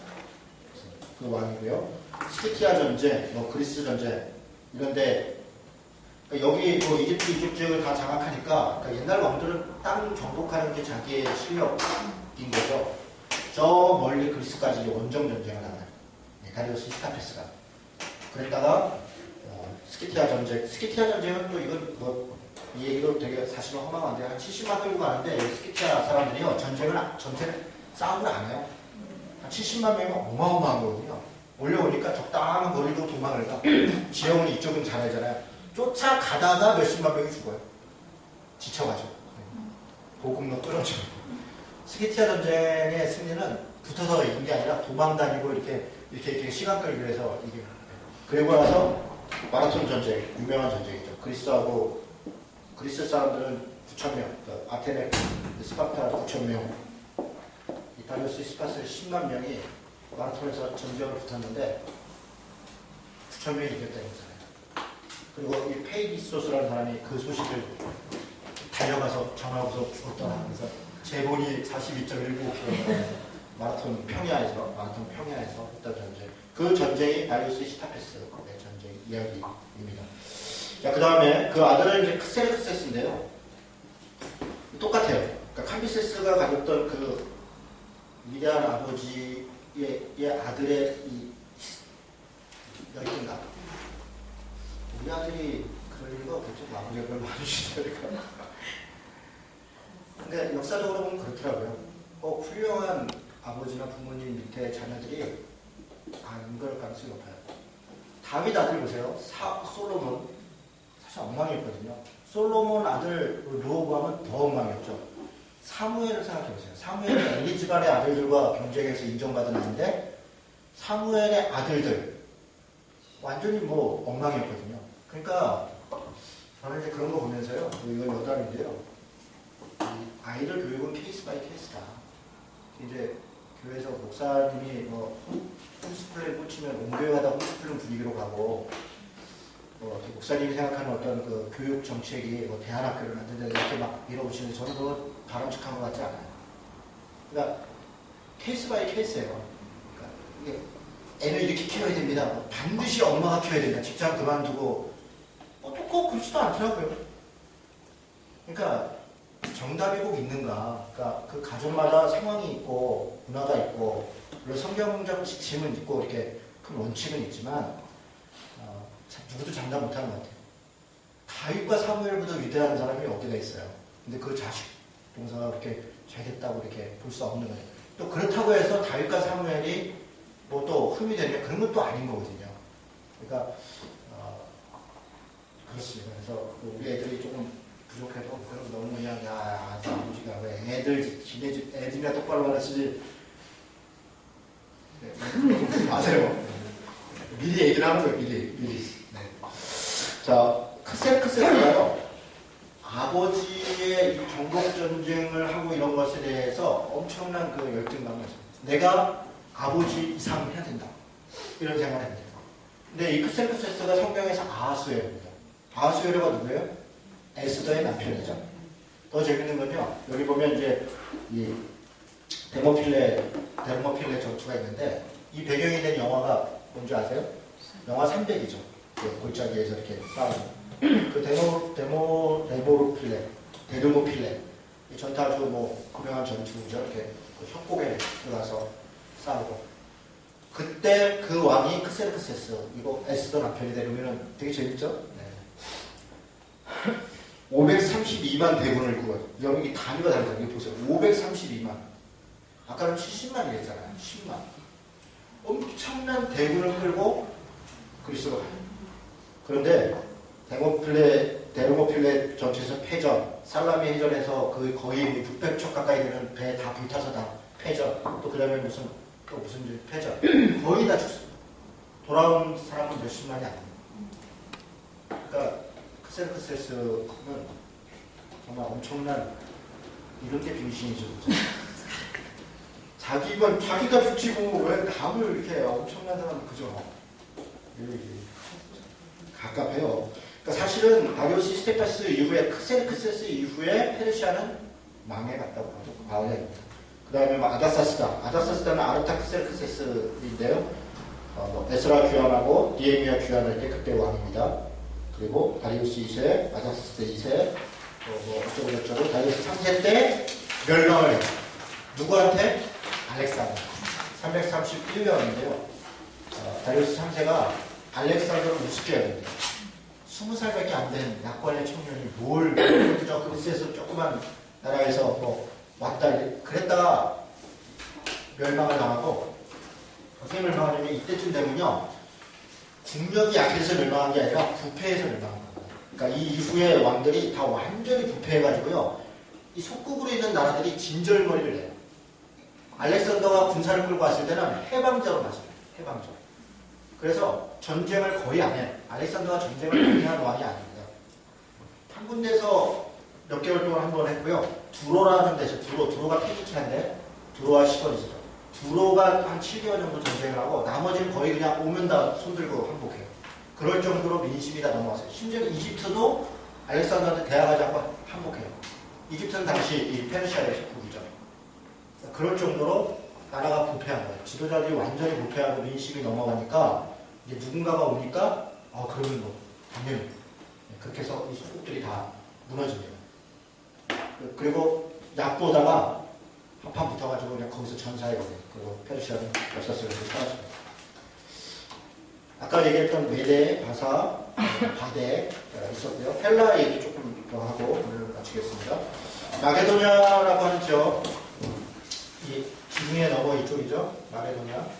우리 성경에 뭐가 있냐면 신약 사도행전에 보면 드고아에서 바울이 이쪽으로 가려고 했는데 하나님이 밤에 성령이 있어서 마게도니아 사람들이 건너와서 우리를 도와달라 이렇게 했다.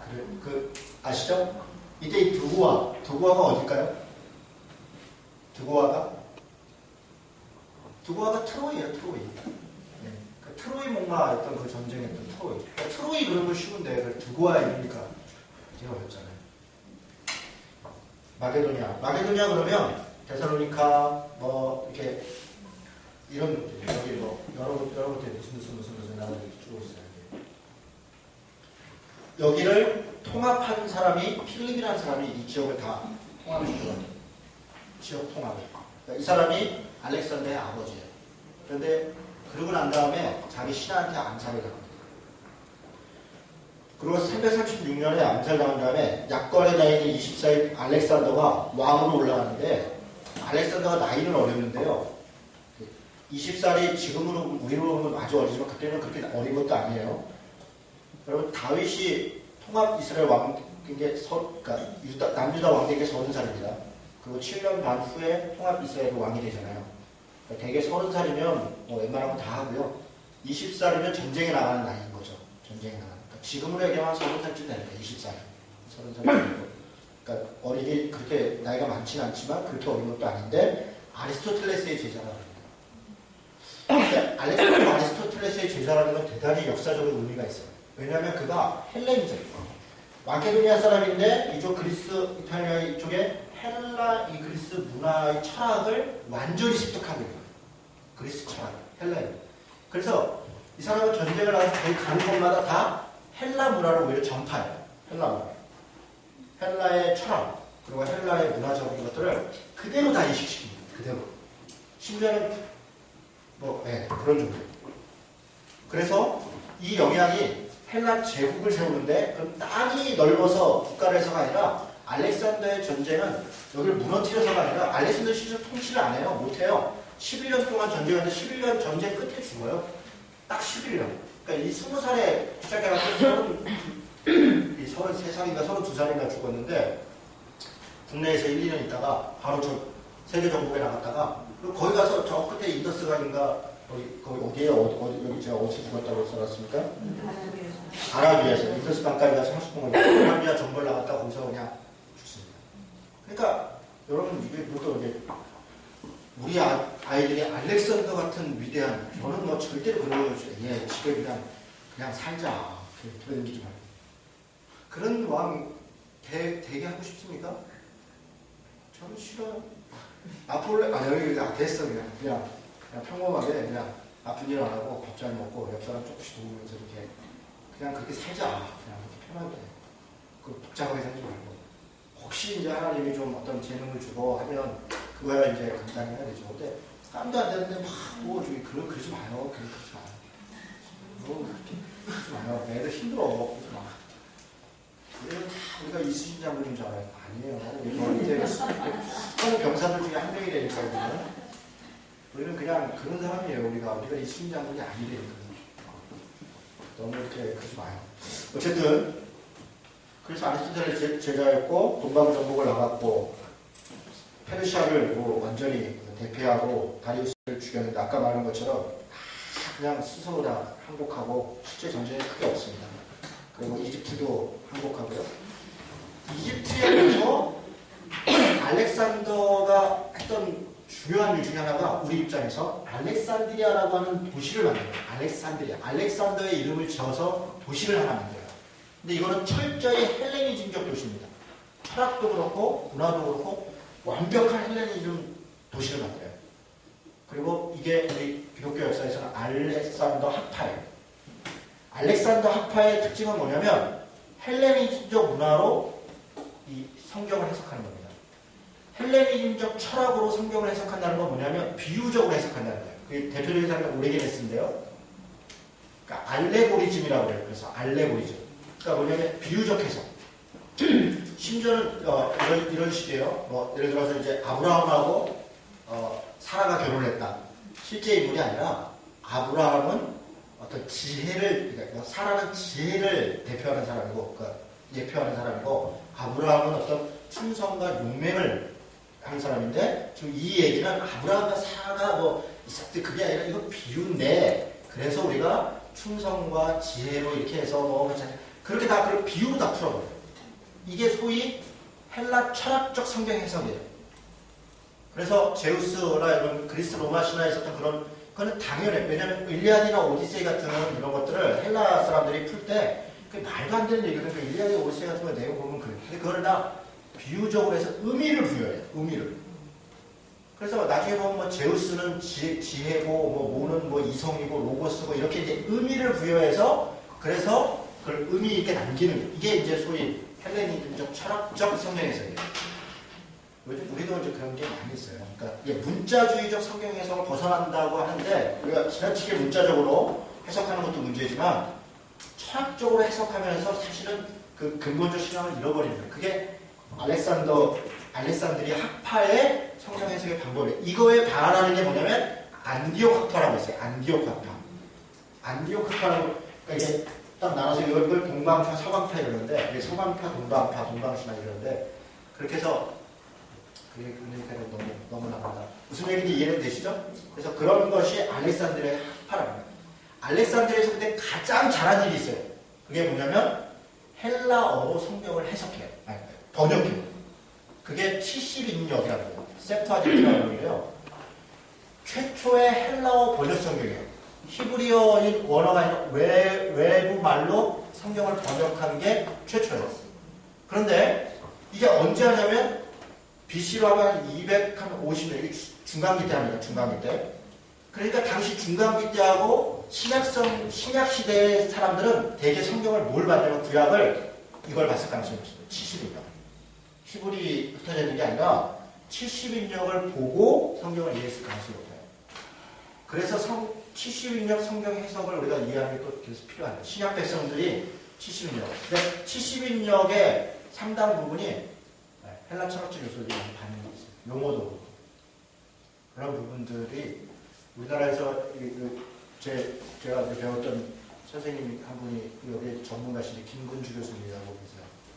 그 교수님이 세프타젠트 헬라 성경을 전공하시는 그걸로 이제 박사학위 하시는데 그분한테 이렇게 배우는데 참 재밌는 부분이 아니더라고요. 여담이지만 중요한 게 70인력이 알렉산드리아 헬라 철학적 부분을 반영하고 있다는 것은 우리가 잘 감을 갖고 있는 게 중요합니다. 자, 어쨌든 마게도냐 필립 이후에 알렉산더가 이렇게 저렇게 해서 알렉산더가 불쌍하죠. 11년 동안 나중에는요. 그 인더스 강으로 해서 인도로 진격하려니까 부하들이 지쳐가지고 빨리 가지 말자. 너무 지쳤어요. 계속 전쟁과 전쟁으로. 물론 다 전쟁은 그렇게 많이 하지 않았지만 외국에 나와서 10여 년 동안 있으니까 이제 향수병 걸리고 그냥 지치는 거예요. 근데 무리하게 또 아라비아 진군을 명령합니다. 그랬다가 본인이 풍토병에 가서 죽어요. 그러니까 부하들이 냉큼 놔둬요. 그리고 그 부하였던 4명의 장군들이 패권 싸움을 시작합니다.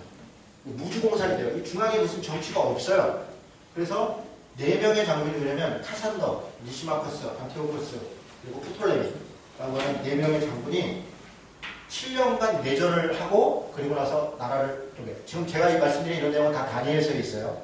다니엘서 11장이라든가 7장에 이렇게 다 그 장면입니다. 무슨 얘기인가? 다니엘서에 왜 그런 게 있나? 그런 게 있습니다. 여기 7장, 8장부터 해서 11장 내용이 다 지금 이 알렉산더와 그 이후에 4명의 장군들이 나라를 나누는 얘기가 다니엘. 그래서 히브리 사람들한테는 다니엘서는 역사서입니다. 우리한테는 선지서인데 유대인한테는 역사서에 다니엘서가. 자, 그렇게 나눴어요. 근데 자, 여기를 보세요. 이제 이 얘기만 하고 이제 오늘 마치겠습니다. 유프라테스가 11장 있고 바벨로니아가 있는데 이 본토는 카산더가 장악했어요. 카산더. 그래서 여기에 데살로니카가 있잖아요. 데살로니카. 카산더가 누구냐면 살로니카의 남편인데 살로니카가 누구냐면 알렉산더의 누이예요. 그래서 카산더가 자기 부인 살로니카를 기념해서 만든 도시가 데살로니카입니다. 더 살로니카. 그런 게 있고요.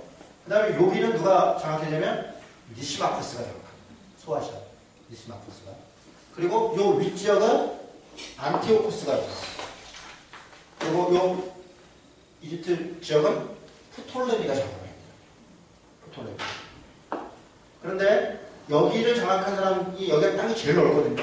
제일 넓고 이게 중앙아시아 이쪽에 굉장히 지금 여기 이렇게 하니까 하지만 여기는 어마어마한 땅이고 여기는 조그만 땅이에요. 사실은 여기는 지도상으로 보기 잘 보이지도 않아요.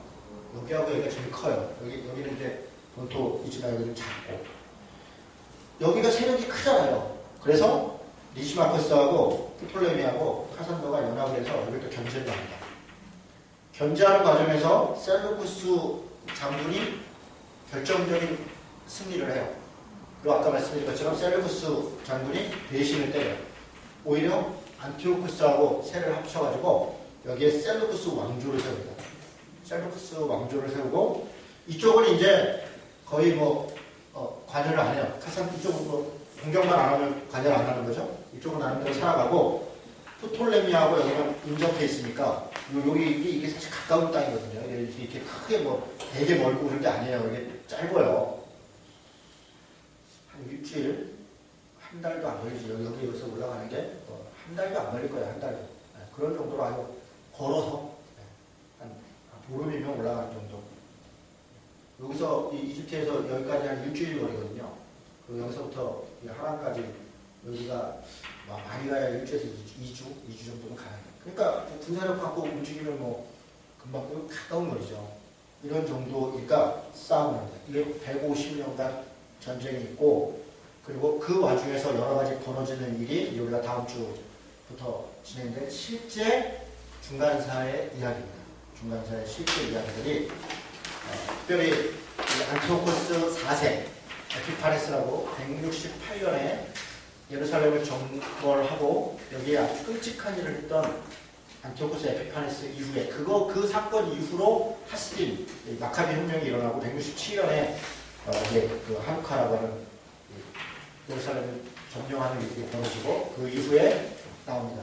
다음 주부터 우리가 그런 이야기를 하면서 사두개파가 뭔지, 바리새파는 어디서 나왔는지, 헤롯파는 헤롯 대왕은 왜 생겼는지, 또 로마가 다스리고 있는데 당시 예수님 시대의 1세기를 설명하면 이런 겁니다. 나라는 로마에 넘어가 있고 다스리기는 헤롯이 다스리고 있고 그리고 문화는 헬라 문화예요. 이런 기형적인 사태가 벌어져 있는 게 이 중간 기수 때문에 일어난 일입니다. 됐죠? 네, 여기까지 하고 혹시 질문 있으십니까?